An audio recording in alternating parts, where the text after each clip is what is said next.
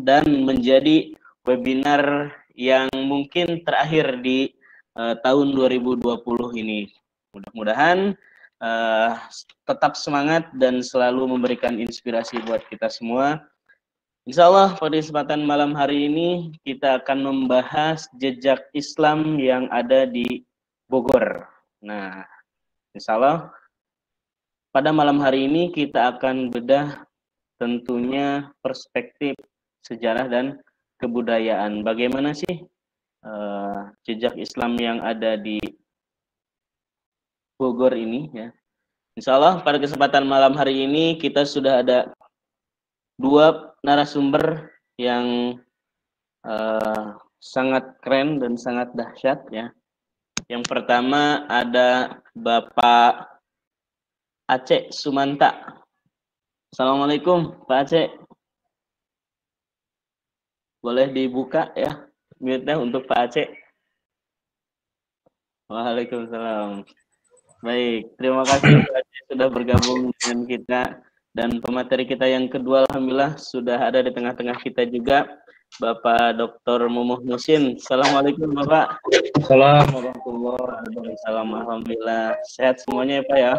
Alhamdulillah. Alhamdulillah. Baik, tanpa panjang lebar kita akan menjelajahi terlebih dahulu ya kota Bogor ini ya dari perspektif insya Allah pemateri kita yang pertama ini budayawan asli Bogor. Beliau lahir di Bogor tanggal 13 Februari 1966.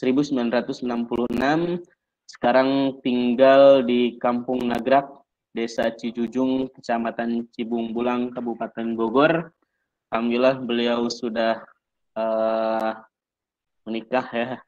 Dan pekerjaan beliau saat ini ketua yayasan atau sanggar Yayasan Satya Citra Indonesia.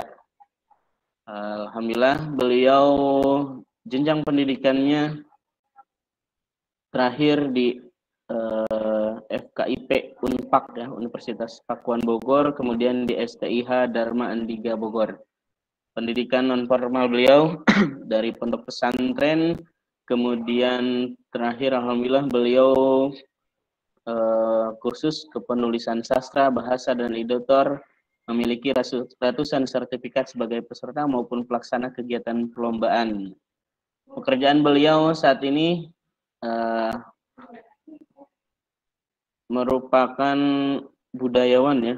Alhamdulillah pengurus ICMI Orda Bogor Barat, pengurus ICMI Orwilsus Bogor, pembina di berbagai sanggar dan ormas, pengelola dan penggagas rumah baca Aceh Sumanta, ketua Badan Kerjasama Desa Cijujung, banyak sekali ya, dan sekarang sekretaris FKMB Forum Komunikasi Masyarakat Bogor Barat, dan sekaligus merupakan deklarator penggagas pemekaran Bogor Barat. Masya Allah ya, alhamdulillah sekarang Bogor mau ini ya, mau pemekaran, ada Bogor Barat ya.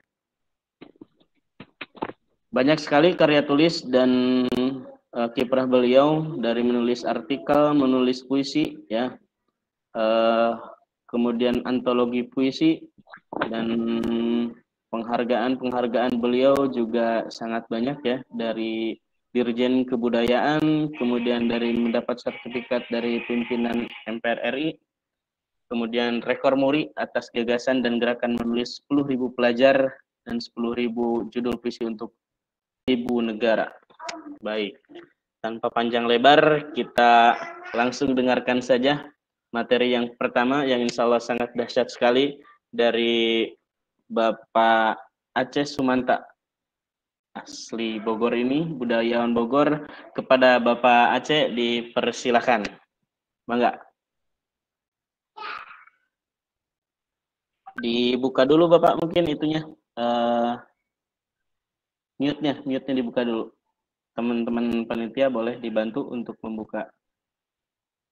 Wah, nampaknya salah pencet ya.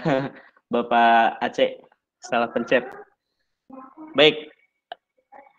Sambil menunggu masuk kembali Bapak Aceh Sumanta ya. Insya Allah pada kesempatan hari ini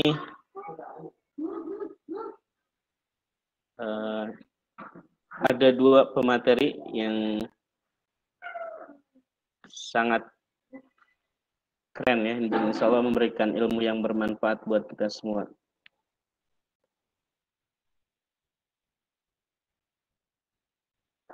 Baik.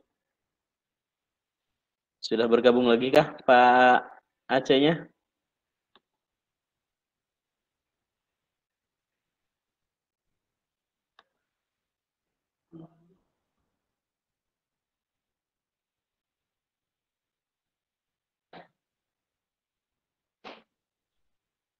Halo? Ya. Bapak dipersilakan. Sudah masuk?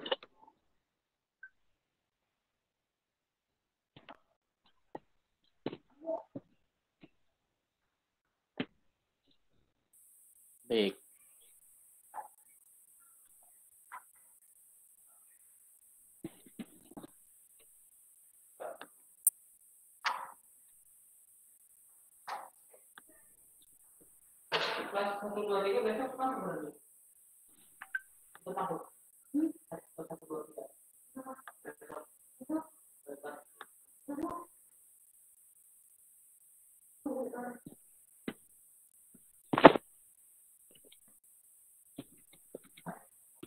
Baik, silakan Bapak Aceh. Boleh dimulai.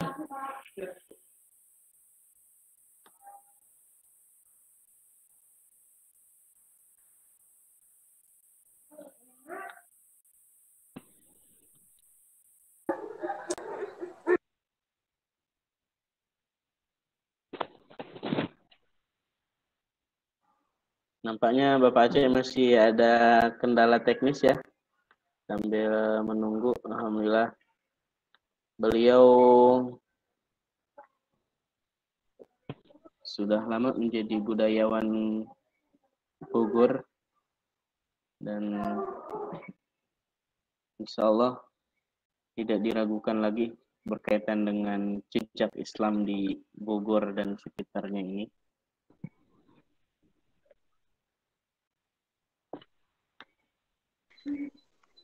Halo? Ya, boleh Bapak. Bisa terdengar? Sudah bisa Pak? Terdengar? Bisa. Baik, terima kasih. Ya, terima kasih bahwa Bogor terdiri dari dua wilayah, Kabupaten dan juga Kota Bogor, bagian dari Provinsi Jawa Barat. Tentu saja semua pada tahu bahwa jujur saja jejak Islam di Bogor itu sangat fenomenal. Sejak abad ke-14-15 kita tahu bahwa Sri Baduga Maharaja Prabu Siliwangi pernah menikah dengan Nyi Subang Larang. Tentu saja beliau melahirkan 3 putra dan putri yang amat sangat luar biasa, termasuk salah satu diantaranya adalah penyebar, diakui atau tidak, apakah mitos atau sejarah, jujur saja adalah fenomena ini sangat kuat bahwa terkait dengan para putra dan putrinya itu. Nah, kemudian bahwa tentang jejak langkahnya itu sendiri, bahwa di Bogor Islam tidak hanya persoalan dari posisi ketika Mataram Islam datang ke kita, baik itu ke Batavia, ke Baikenjol, maupun juga ke wilayah Cirebon dan sebagainya. Jujur saja bahwa memang tidak diragukan, dan apapun itu bahwa di Bogor itu sangat jelas pengaruh Islam dari Banten dan Cirebon itu sangat kuat. Kenapa demikian? Walaupun Bogor setelah runtag atau setelah hancur leburnya Pakuan Pajajaran oleh pasukan Sultan Hasanuddin, itu memang jujur saja masih ada waktu 1 periode atau 1 abad. Kurang lebih 1 abad itu hilang posisi Pakuan Pajajaran. Baru ditemukanlah oleh para sejarawan itu sendiri, terutama dari Belanda, Scipio, bahwa ini yang sangat menentukan. Ternyata setelah kami telusuri jejak-jejak peradaban, setelah kami telusuri cagar budaya, situs dan lain sebagainya, itu sangat kuat. Terutama adalah bagaimana setelah runtaknya Pajajaran, kemudian di situ ada muncul yang disebut dengan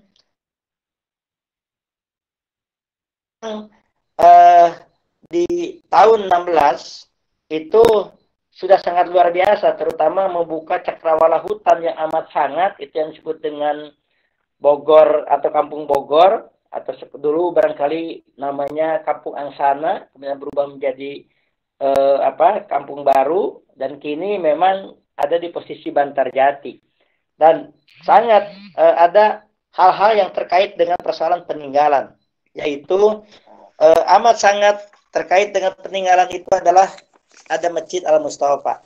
Ini sangat luar biasa, ini sangat bagus, dan tidak hanya inspirasi, tapi menjadi bagian dari wilayah religius, wilayah Bogor yang mana sebelumnya adalah Hindu.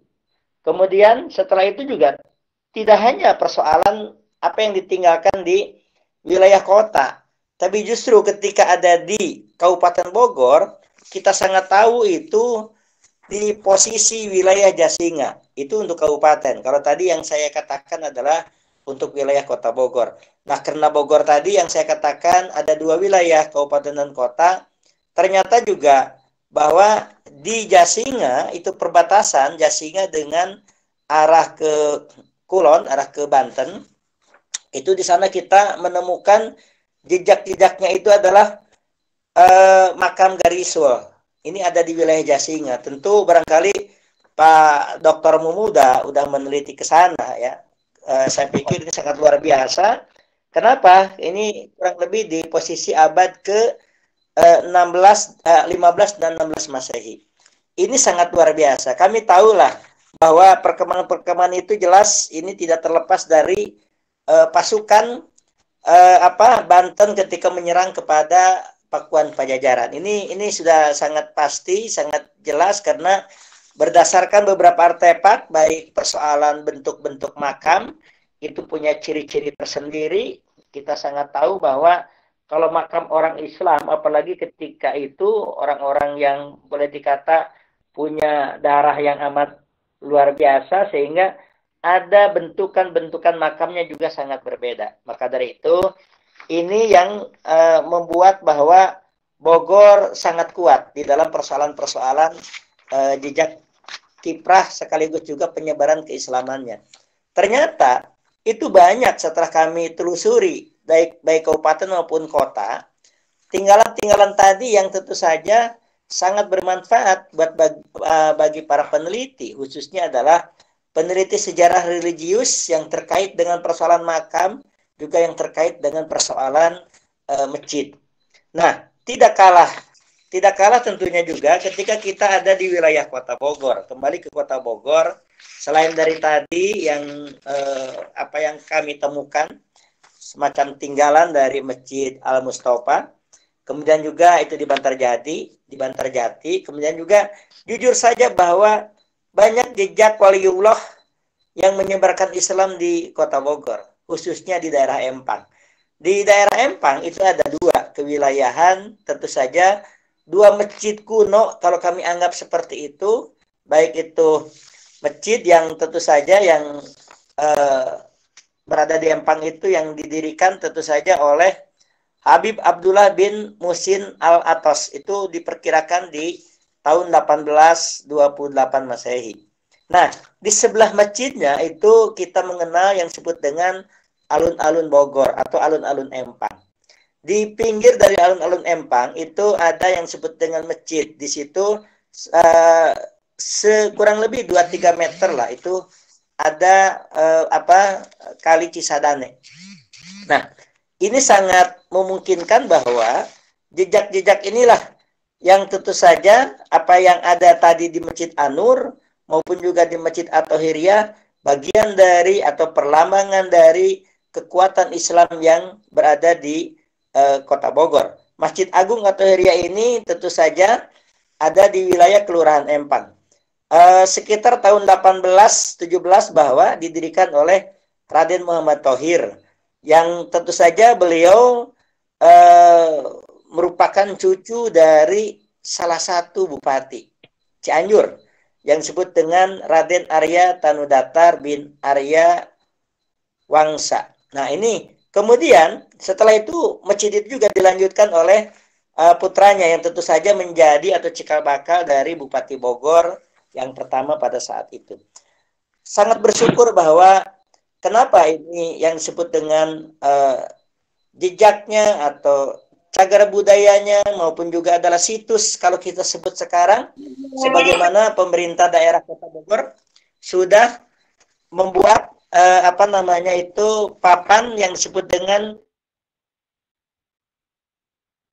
di masjid yang di Al Mustafa di daerah Bantarjati. Nah, kenapa ini perlu ada pengakuan atau eksistensinya oleh pemerintah daerah? Karena mau tidak mau bahwa legalitas yang disematkan oleh pemerintah daerah akan membuat legalitas secara kultur dan yang amat terstruktur. Sehingga siapapun jemaah maupun juga masyarakat pada umumnya atau juga adalah orang yang mau berziarah dan sebagainya bisa mengenang. Hanya jujur saja bahwa hal ini yang patut kami gali kembali bahwa tidak hanya itu sebenarnya apa yang ada di wilayah baik kabupaten maupun juga ada di Kota Bogor, karena sangat jelas wilayah yang dibuat atau yang dibentuk oleh Tanujiwa itu sangat luas. Pada saat itu kurang lebih ada 9 perkampungan yang ada di Bogor, dan diduga jujur saja bahwa Tanujiwa ini bukan beragama Hindu sebagaimana sebelum pengikut ketika zaman Pakuan Pajajaran, karena di dalamnya itu ada semata nama Kiai Tanujiwa, atau barangkali ketika ada di Masjid Al Mustafa itu namanya Kiai Tanuwijaya. Tapi kedua-duanya adalah diakui. Kenapa demikian? Karena memang nama itulah yang membuat semacam pematrian sejarah secara religius. Makanya kenapa perlu dilestarikan, perlu dibantu oleh pemerintah daerah dalam rangka pengembangannya. Namun yang tidak boleh adalah mengubah struktur dan lain sebagainya sehingga tadi akan melanggar satu undang-undang nomor 11 tahun 2010 terkait dengan persoalan cagar budaya. Jadi tidak hanya persoalan kota sebudaran atau sewilayah Bogor, baik kabupaten dan kota Bogor, ini memiliki ciri-ciri tersendiri. Walaupun kami paham bahwa ketika Sri Baduga Maharaja yang mempersunting atau yang beristrikan terhadap Nyi Subang Larang, yang tentu saja adalah Nyi Subang Larang itu sendiri adalah seorang permaisuri, seorang istri yang melahirkan atau anak-anaknya justru ditempa untuk eksistensinya kepada Islam. Keyakinannya juga kepada Islam. Kenapa hal itu memang sangat kuat? Barangkali seorang ibu ini berada di wilayah Balai Agung. Di sini ada di sekitar daerah sebelah barat Empang, itu tentu saja kewilayahan. Nah, lagi-lagi untuk di Bogor sangat kurang dalam penggalian situs cagar budaya dan lain sebagainya karena banyak faktor. Oleh karena itu, faktor-faktor itulah kami mendorong kepada pemerintah daerah. Kami mendukung program pemerintah daerah, apakah itu berbentuk revitalisasi atau juga mau berbentuk renovasi atau apapun namanya. Yang penting adalah tidak merubah struktur bangunan. Baik persoalan bangunan tadi yang ada dan disematkan oleh pemerintah daerah maupun juga adalah benda-benda tertentu yang punya nilai cagar budaya. Ini amat penting untuk untuk diadakan penelitian lanjutan. Jadi kelemahan-kelemahan yang harus kita ungkap ke depan akan menjadi semacam kekuatan peradaban, khususnya adalah eksistensi Islam yang ada di wilayah Bogor, baik kabupaten maupun juga adalah Kota Bogor. Nah, tentu saja kawan-kawan, teman-teman dan semuanya, bahwa dari periodisasi para atau orang-orang yang menyebarkan agama Islam tadi, barangkali ambil contoh kepada periodisasi pertama. Periodisasi kedua, kita sangat paham bahwa di Kota Bogor juga ada yang disebut dengan Ki Haji Mama Palak. Ini yang mendirikan pondok pesantren Pagentongan itu di tahun-tahun 18-an. Maka kenapa hal itu? Beliau adalah asalnya tentu saja dari Banten. Lagi-lagi itu Banten. Kemudian sebelumnya mohon maaf, di daerah Pakulonan, di daerah kabupaten, kita sangat tahu bahwa Kiai Tapa tentu saja adalah setelah Pangeran Hasanuddin tadi, ada jejak-jejak tersebut yang tentu saja berada di wilayah Kecamatan Rumpin, maka disitulah tempatnya yang disebut dengan Gunung Munara. Gunung Munara ini ternyata memiliki eksistensi yang amat sangat dan luar biasa terhadap torehan-torehan sejarah Islam. Walaupun Kiai Tapa tidak terlalu lama berada di Kabupaten Bogor, khususnya adalah di Kecamatan Rumpin, karena beliau harus mengadakan semacam syiar Islam kembali, dan akhirnya beliau ke Cianjur, dan sampai wafat pun beliau adalah ada di Cianjur. Dari sana tadi saya katakan tadi, mendahului tadi dengan Kiai Mama Palak.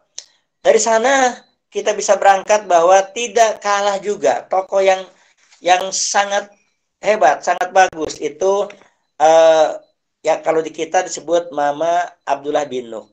Tentu walaupun beliau adalah lahir di Cianjur dan juga besar di Cianjur, tapi sampai wafatnya pun, berjuangnya pun adalah di Bogor, khususnya di Kota Bogor, itu yang berdekatan dengan Kota Paris kalau sekarang kita sebut.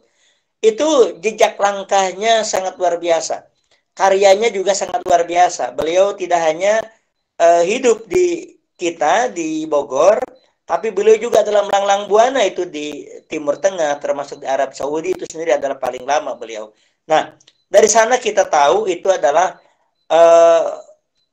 gerakan-gerakan atau yang disebut dengan bagaimana seorang ulama, seorang Islam bisa berkembang karena dari tangan dan darah alim ulama itu sendiri. Kita sangat tahu bahwa belakangan setelah di era kemerdekaan kita sangat mengenal yang disebut dengan Kiai Haji Soleh Iskandar. Kiai Haji Soleh Iskandar itu memang kalau sekarang wilayahnya ada di wilayah Kecamatan Pamijahan. Kalau dulu barangkali itu masuk ke wilayah Kecamatan Cibung Bulang. Di sana beliau selain dari tadi pejuang agama, juga beliau adalah pejuang bagaimana mempertahankan kemerdekaan. Termasuk Kiai Haji Soleh Iskandar itu juga adalah pendiri Petran bersama dengan beberapa jenderal, termasuk salah satu diantaranya adalah jenderal yang mohon maaf, itu tentu saja sangat didukung. Namun walaupun pemikirannya kontroversi dengan pemerintah, baik dengan Orde Lama dan Orde Baru, tapi beliau tetap sangat dikagumi, sangat auranya sangat ditauladani, karena beliau juga adalah banyak kiprahnya di dalam dunia pendidikan, baik dunia pendidikan terkait dengan persoalan pondok pesantren seperti yang ada di Darul Falah, pondok pesantren pertanian pertama pada saat itu barangkali di Indonesia. Kemudian juga beliau mendirikan Universitas Ibnu Khaldun. Setelah itu beliau juga mendirikan Rumah Sakit Islam. Lalu beliau juga dalam mendirikan Bank Amanah Ummah yang ada di Luliang. Semuanya itu masih eksistensinya masih terasa dan amat bisa dinikmati oleh masyarakat, khususnya adalah masyarakat Bogor. Hampir semua karya-karya dari Ki Haji Soleh Iskandar itu juga bermanfaat untuk masyarakat. Dan lagi-lagi kami melalui TP2GD, termasuk saya juga di dalamnya sebagai anggota TP2GD, tim pengusul gelar kepahlawanan, kami tetap mengusulkan kepada pemerintah pusat melalui Kementerian Sosial bahwa agar kiranya Ki Haji Soleh Iskandar itu juga diangkat dan ditetapkan menjadi pahlawan nasional. Walaupun perjuangan kami masih mengalami kebuntuan karena beberapa faktor, tapi memang para intelektual, para cendekiawan Bogor telah banyak berkiprah, telah banyak juga membuat bukunya tentang Soleh Iskandar. Dan di Kota Bogor tadi seperti tokoh yang legendaris tadi Mama Palak, sekarang ada jalan namanya Jalan Kiai Haji Palak. Itu mengganti Jalan Darul Quran yang di arah Sinang Barang itu masuk ke rumah sakit RSUD Kota Bogor. Itu dulunya Darul Quran, sekarang diganti menjadi Jalan Mama Palak. Nah, kemudian di jalan yang sangat strategis arah Kota Bogor ke Parung itu juga ada jalan yang disebut dengan Jalan Kiai Haji Soleh Iskandar. Kemudian yang ke arah Luliang, motong dari arah Jalan Kiai Haji Soleh Iskandar itu Abdullah Binu. Jadi pemerintah daerah cukup loyal, cukup sangat menghargai kepada tokoh-tokoh, kepada pahlawan, walaupun belum dinobatkan sebagai pahlawan nasional, tapi mencoba, ini semua adalah bagian dari menghargai atas perjuangan-perjuangan yang dilakukan oleh para tokoh-tokoh besar, tokoh-tokoh yang mulia, tokoh-tokoh menjadi tauladan, sekaligus juga tokoh-tokoh yang kedepannya menjadi inspirasi. Kalau dalam bahasa Sunda kita, dinu kiwari ngancik nu bihari, sejak ayeuna sampereun jaga. Apa yang dirasakan hari ini, apa yang dinikmati oleh kita hari ini adalah hasil perbuatan, hasil perjuangan tokoh-tokoh kita di masa lalu. Dan apa yang akan kita lakukan pada hari ini, apa yang akan kita perbuat pada hari ini, apa yang akan kita perjuangkan pada hari ini adalah untuk anak cucu kita ke depan. Ini tidak hanya menjadi inspirasi, tidak hanya menjadi spirit, tapi justru menjadi tauladan yang sangat berkarakter. Itu jelas ada di dalam, kalau orang Bogor selalu mengatakan yang disebut dengan kitab sucinya orang Sunda kuno. Itu ada di dalam buku Sang Hyang Siksa Kandang Karesian, dan juga tentu saja ada di beberapa bait-bait tertoreh di buku-buku kuno kita. Tidak hanya persoalan itu, masih banyak hal-hal yang bisa ditorehkan, yang bisa diperbuat. Oleh karena itulah barangkali yang kewajiban kita hari ini bagaimana generasi milenial, generasi muda ke depan, agar bisa mentauladani apa yang telah dilakukan oleh tokoh-tokoh kita, yang telah dilakukan oleh inohong, oleh para pangersa, oleh para karuhun kita, harus dihargai dalam karyanya, tetap lestari dalam bentuk pengajaran sebagai filosofis orang Sunda, khususnya adalah Sunda di wilayah Pakuan Pajajaran. Dan banyak hal, insya Allah nanti ke depan, saya pun memang sudah menyusun tentang buku khusus terkait dengan jejak dan kiprahnya para tokoh-tokoh Islam yang cukup legendaris, yang nanti barangkali juga bisa bisa dibaca oleh semua pihak, karena ini adalah bagian atau bentuk dari literasi non pelajaran bagi anak-anak. Dan jujur saja bahwa ini yang mesti harus kita rawat, kita jaga. Maka yang kita sebut dengan kita raksa-raksa. Banda itu anggaplah tokoh-tokoh tadi merupakan banda, merupakan ageman, perlu dijaga, diraksa dan diriksa. Ini filosofis orang Sunda yang amat sangat harus menjadi tauladan buat semuanya, dan kami sangat sangat bangga dan berterima kasih justru para sejarawan, khususnya barangkali kepada Bapak Dr. Mumu, kemudian kepada Ibu Profesor Nina Lubis. Ketika barangkali Ibu Nina Lubis beberapa waktu yang lalu kami undang ke Bogor, beliau juga sangat welcome, sangat bagus, dan berbicara mengenai beberapa situs, karena pada malam ini adalah terkait dengan persoalan kecagar budayaan, persoalan ketokohan dan jejak langkah kiprah Islam di wilayah Pakuan Pajajaran, baik ada di kabupaten maupun juga di kota, sangatlah bermanfaat buat kita, dan bisa kita rumuskan ke depan menjadi gerakan literasi religius. Karena gerakan literasi ini merupakan kewajiban bagi pemerintah dan kita sebagai kaum intelektual, kaum cendekiawan yang sangat berharap ke depan bisa menjadi tidak hanya pelajaran, tapi inspirasi dalam rangka meniti kehidupan yang baldatun taibatun narabul ghafur. Amin. Baik. Mantap. Iya. Gimana? Enggak. Baik. Masya Allah ya. Keren sekali pemateri pertama kita dari Bapak Aceh ini ya. Sekilas menjelaskan berkaitan dengan tokoh-tokoh yang berpengaruh dan jejak sejarah di awal adanya Kampung Bogor ya, Kampung Bogor sampai sampai menjelang kemerdekaan dan setelah kemerdekaan. Dan setelah kemerdekaan. Baik, mantap. Iya. Mohon Pak Aceh karena kita dibatasi oleh waktu ya, gak apa-apa kita lanjut untuk pemateri kedua karena insya Allah nanti kita akan lebih banyak berdiskusi untuk lebih menambah penasaran serta webinar kali ini. Ya.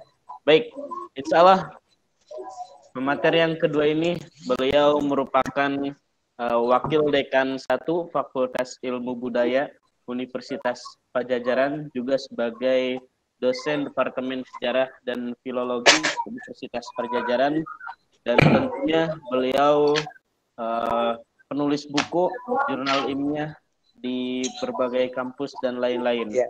Baik, tanpa panjang lebar, kita dengarkan pemateri yang kedua yang tidak kalah keren insya Allah berkaitan dengan sejarah dan jejak Islam di Bogor ini kepada Bapak Dr. Mumuh Musin. Kami persilakan.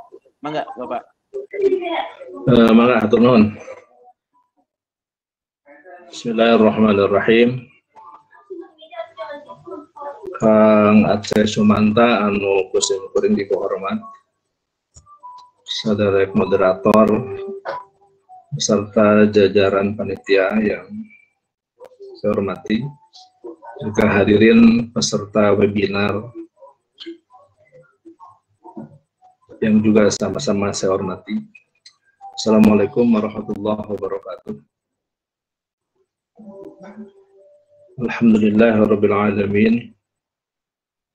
Wassalatu wassalamu ala asyrafil anbiya'i wal mursalin Sayyidina Muhammad wa ala alihi wa sahbihi ajma'in.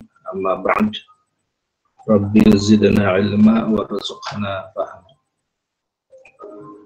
Hadirin yang saya hormati, ketika saya dikontak oleh panitia, yang terdengar jelas pada saya itu ya soal Bogornya saja lah. Sehingga ketika diminta kesediaan untuk presentasi, saya tanpa berpikir panjang langsung menyanggupinya. Bukan, tetapi kemudian setelah saya sedikit meneliti undangan, ternyata yang diminta itu saya bicara tema jejak Islam di Bogor.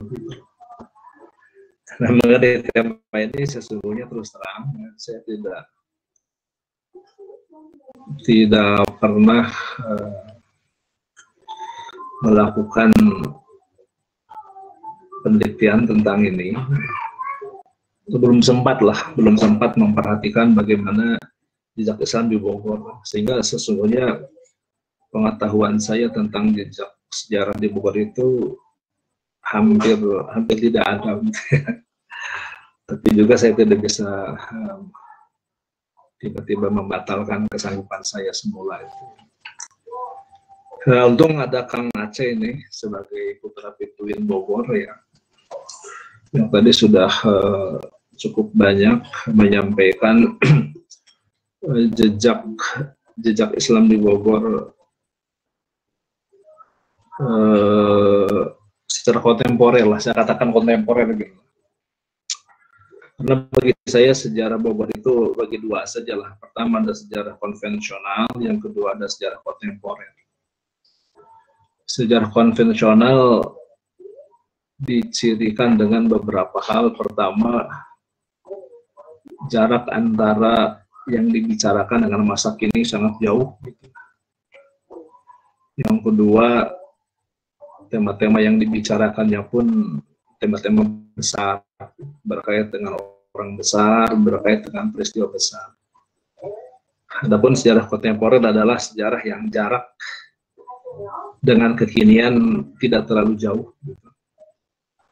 Bahkan bisa jadi saksi-saksi hidup berkait dengan peristiwa sejarah yang dibicarakan masih cukup banyak. Dan objek kajiannya pun bisa sangat beragam, tidak hanya berkait dengan orang-orang besar, tapi juga orang-orang biasa pun bisa menjadi objek kajian.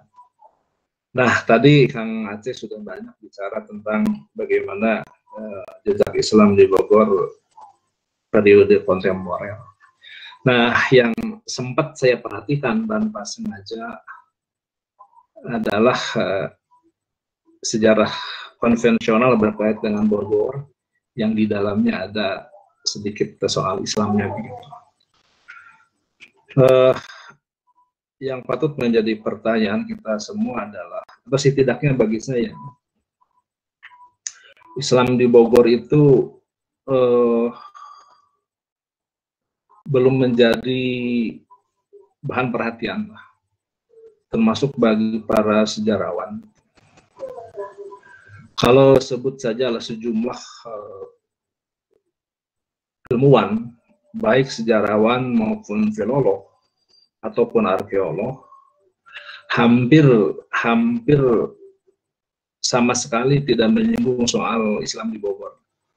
Sebut saja misalnya ada Kang Saleh, seorang filolog Pituin Bogor ya. Beliau dalam karya-karyanya tidak menyinggung soal Islam di Bogor. Kemudian ada filolog Aca, almarhum Bapak Aca. Penelitian beliau pun tidak menyinggung soal Islam di Bogor. Kemudian ada sejarawan Profesor Edi Eka Jati, juga tidak menyinggung Islam di Bogor. Begitu juga arkeolog Profesor siapa itu? Jadi ada beberapa lah, itu belum sempat ya. Termasuk sastrawannya juga, beberapa sastrawan juga belum banyak. Pertanyaannya, mengapa para akademisi senior dahulu belum sempat membahas tentang Islam? Karena bisa jadi perhatian mereka itu masih fokus kepada sejarah kuno Bogor ya, sejarah kuno Bogor. Jadi saya mohon izin untuk menayangkan PowerPoint ya.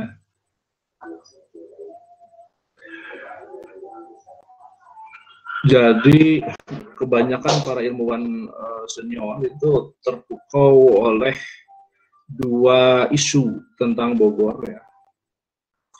Isu yang pertama adalah isu periode kuno, di mana Bogor itu dalam sejarah kuno Sunda menduduki peran yang teramat penting. Karena di wilayah yang kemudian disebut Bogor itu pernah berdiri 3 kerajaan besar. Pertama Kerajaan Tarumanagara, yang kedua Kerajaan Sunda, yang ketiga Kerajaan Pakuan Pajajaran. Jadi kebanyakan arkeolog, sejarawan, filolog sibuk meneliti soal ini, sehingga soal Islam di Bogor belum menjadi perhatian, belum mendapat perhatian yang banyak. Selain masa kuno Bogor, para sejarawan pun banyak terlibat dalam sejarah kolonial ya, Bogor pada masa kolonial. Jadi kalau Bogor pada masa kuno demikian penting karena di dalamnya ada 3 kerajaan besar pernah berdiri. Yang kedua, pada masa kolonial pun Bogor menjadi wilayah yang sangat penting, sangat penting. Jejak pentingnya Bogor pada masa kolonial bisa dilihat dari data-data arkeologis yang berupa bangunan. Ada Istana Bogor, ada Istana Cipanas, ada Kebun Raya Bogor, dan sebagainya. Nah, ini menjadi tantangan yang besar bagi para sejarawan berikutnya juga untuk meneliti hal-hal lain di luar dua tema yang besar itu. Nah, ya, kalaupun saya bicara tentang jejak Islam, saya dari garis besaran saja lah. Ini periode yang lebih tua daripada yang disampaikan oleh Kang Aceh tadi. Pertama perlu disampaikan bahwa agama Islam masuk ke Indonesia pada abad ke-7 Masehi. Diperkirakan masih seputar abad itu pula Islam masuk ke banyak daerah di Indonesia, termasuk ke Jawa Barat, terutama melalui aktivitas perdagangan. Kemudian Islam menjadi sebuah kekuatan politik di wilayah Jawa Barat. Itu baru terjadi sekira abad 14-15 Masehi. Nah, ini ditandai dengan berdirinya dua pusat kekuasaan Islam yang besar, yaitu Kesultanan Cirebon dan Kesultanan Banten. Tentu saja dengan tokoh yang sangat populer adalah Sunan Gunung Jati. Kemudian ya, pada perempat kedua abad ke-16 Masehi,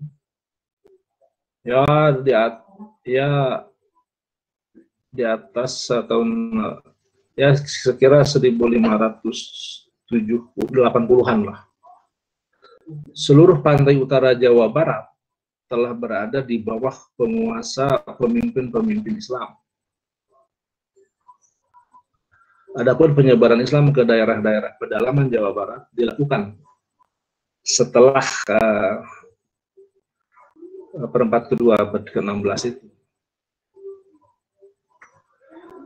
Daerah-daerah Jawa Barat yang diislamkan oleh Sunan Gunung Jati, tentu saja ini bukan langsung, tidak semua langsung oleh Sunan Gunung Jati, tapi juga melalui para pembantunya begitu ya. Nah, Cirebon, Banten, Kuningan, dan seterusnya. Nah, kemudian untuk daerah Priangan, terutama Priangan Selatan, itu diislamkan oleh Haji Abdullah Iman, uaknya Sunan Gunung Jati. Kemudian juga Pangeran Makhdum, diislamkan daerah Pasir Luhur. Galuh, Sumedang diislamkan oleh Cirebon terjadi pada periode ketika Sunan Gunung Jati masih hidup. Selanjutnya, penyebaran Islam ke daerah pedalaman Banten dilakukan pada waktu Pangeran Hasanuddin memegang kekuasaan di daerah itu. Baik ketika beliau sebagai Bupati Banten maupun ketika beliau sudah sebagai Sultan Banten. Selanjutnya diteruskan oleh adiknya Maulana Yusuf, putranya Maulana Yusuf, putra Pangeran Hasanuddin yang menggantikan kedudukan ayahnya. Nah, sejak tahun 1527, praktis ibu kota kerajaan Sunda menjadi terkurung ya, dan terpencil di daerah pedalaman sehingga tidak dapat berhubungan dengan kota-kota pelabuhan yang sudah diislamkan. Namun demikian, kerajaan Sunda dapat mempertahankan ibu kotanya sehingga lebih dari setengah abad sesudah kota-kota pelabuhannya diislamkan. Jadi bahwa Cirebon awalnya adalah fazal dari kerajaan Pakuan Pajajaran. Demikian juga Banten itu pun menjadi fazal Pakuan Pajajaran. Tetapi kemudian Cirebon dan Banten diislamkan. Selanjutnya juga Sunda Kalapa diislamkan. Jadi ibu kota kerajaan Pajajaran yang ada di Bogor itu betul-betul terkepung, terasingkan, teralienasikan dari luar gitu. Akan tetapi kerajaan Pajajaran yang bercorak Hindu itu memiliki kekuatan yang luar biasa. Sampai pada akhirnya berhasil juga ditaklukkan oleh Banten ya, melalui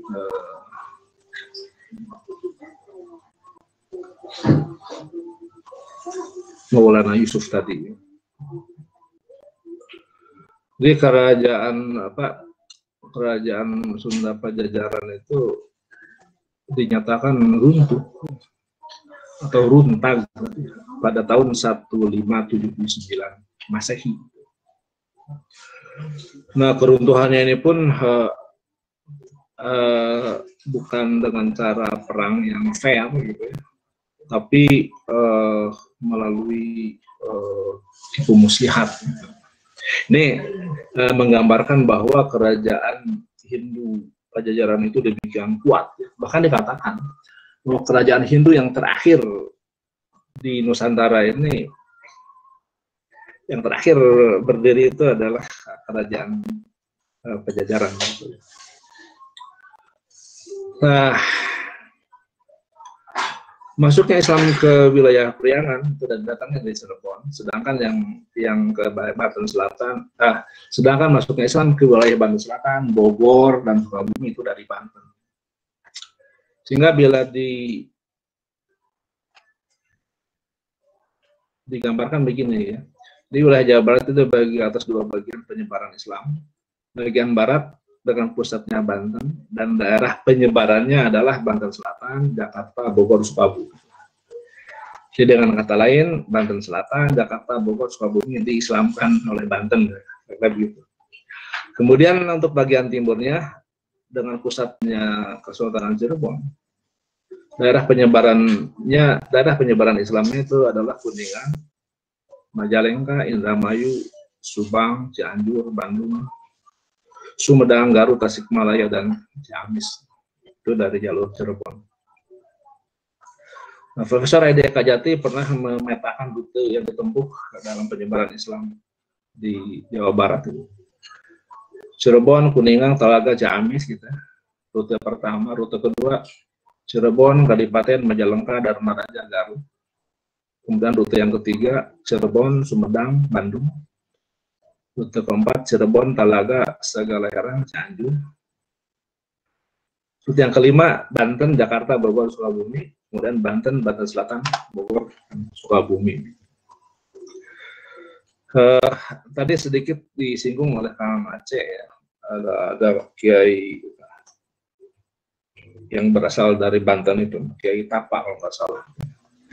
Silahkan dilacak oleh para peneliti kemudian jalur dari Banten ke Bogor itu seperti apa, siapa saja tokoh-tokoh atau ulama-ulama Banten yang menyebarkan Islam, memperluas Islam ke wilayah Bogor. Nah, saya ingin sedikit menyimpang, tapi masih berkaitan saya pikir. Mengapa Islam disebarkan dan mengapa penduduk di Jawa Barat juga Bogor menerima Islam? Jadi ada alasan idealnya. Pertama, Islam itu punya misi dakwah. Artinya Islam itu harus disampaikan, harus disebarkan, dan harus diajarkan kepada sebanyak mungkin orang. Meskipun secara doktriner ya, agama Islam harus disebarkan, meskipun dalam praktiknya tidak boleh terjadi pemaksaan orang lain untuk memasuki Islam. Itulah sebabnya penyebaran agama Islam di Tatar Sunda khususnya dan di daerah lain pada umumnya berjalan secara damai. Media yang digunakan untuk mengislamkan itu antara lain melalui perdagangan, melalui politik, melalui perkawinan. Itu yang cukup dominan. Adapun secara pragmatis ya, mengapa misalnya Cirebon, kemudian Banten, juga Batavia bisa menerima Islam? Secara pragmatis ya tidak lepas dari kepentingan sosial, ekonomi, politik. Maksudnya adalah pada periode itu Islam memang sebuah arus utama ya, arus utama zaman pada periode itu. Artinya kalau sebuah kerajaan tidak menerima Islam, dia akan tersisih. dan akan terkalahkan. Nah, untuk menghindarkan diri dari ketersisihan dan menjadi bagian dari arus besar mau tidak mau ya harus menerima Islam. Itu yang menjadi motivasi Cirebon, Sunda Kalapa bergabung dengan Demak. Nah, ini juga penting disampaikan sedikit, Pak. Apanya dari Islam yang diajarkan pada periode awal Islamisasi. Sebagaimana diketahui, ya, Islam itu memiliki 3 komponen besar, yaitu akidah, kemudian ibadah, dan akhlak. Tentu saja secara konseptual, ketiga aspek itu seharusnya berjalan simultan, gitu, dipelajari simultan, diajarkan simultan. Akan tetapi konsep itu tidak bisa dilaksanakan dalam konsep kesimultanan itu tidak bisa dilaksanakan dalam praktik. Kenyataannya, seiring dengan pertimbangan psikologis dan pedagogis, penyampaian dan penekanan materi ajaran ada prioritas. Secara empiris, terdapat sejumlah bukti yang menunjukkan bahwa dimensi akhlak atau dimensi tasawuf cukup mengemuka dan bahkan berperan penting dalam mempercepat proses Islamisasi di Tatar Sunda.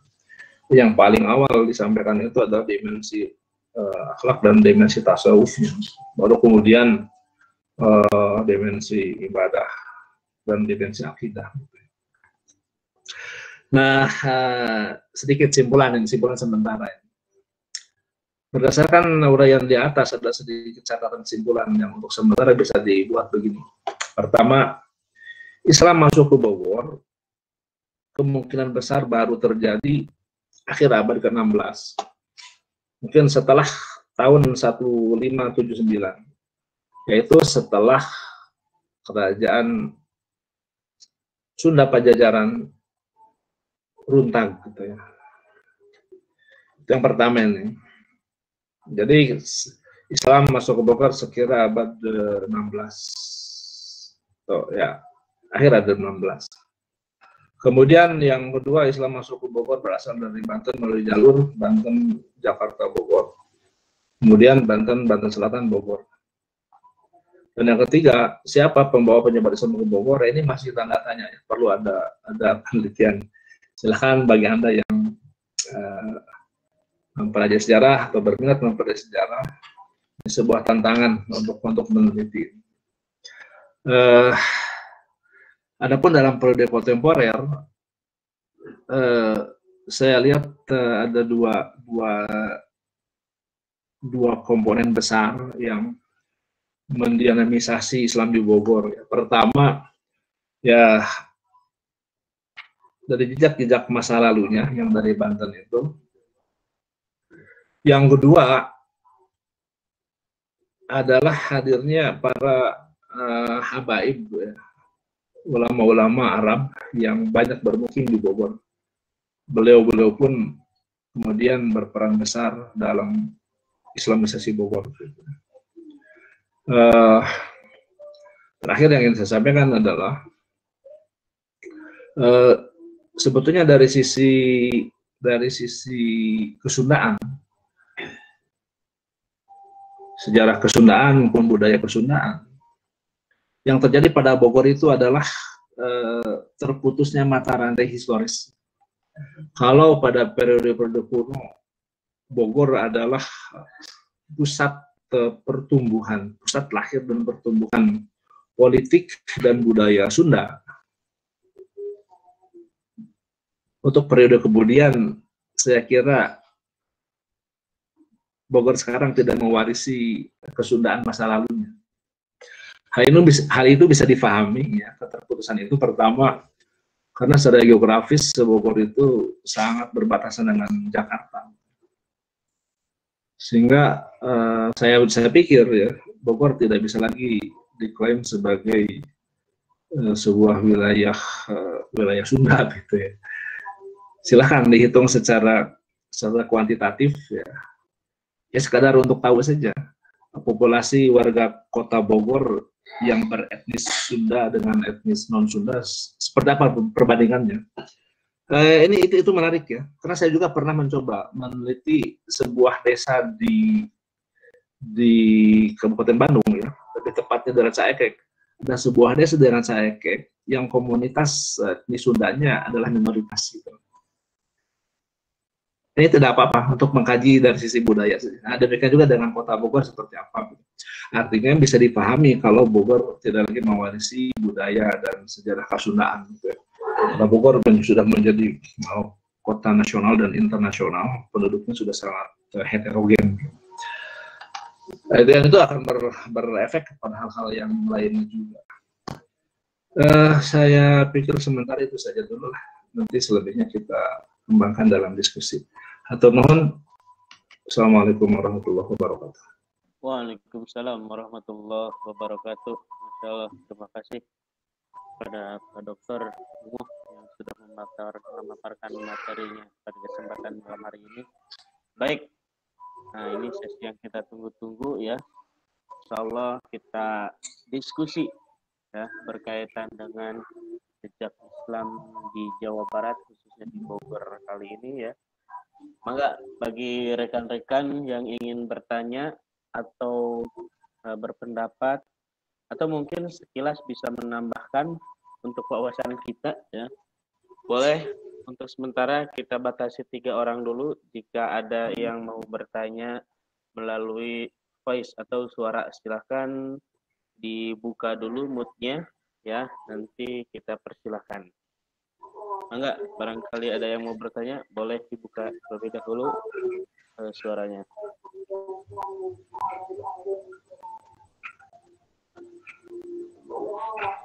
Ya, assalamualaikum warahmatullahi wabarakatuh.